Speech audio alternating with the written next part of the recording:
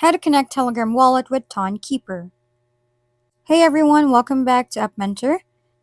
First, make sure you have your Tonkeeper wallet and has an account already.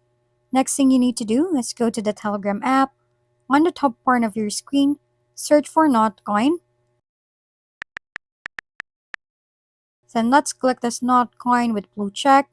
After that, click on Start on this conversation.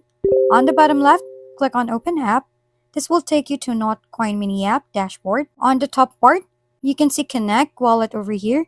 Just simply click on that. Then on the prompt below, click on Tonkeeper Wallet.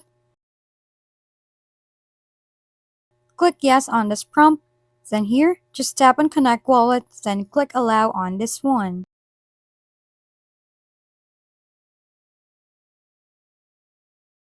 Thank you for tuning in to App Mentor. If this video is helpful, please don't forget to like, hit the subscribe button, and leave a comment for any suggestions. See you on the next video!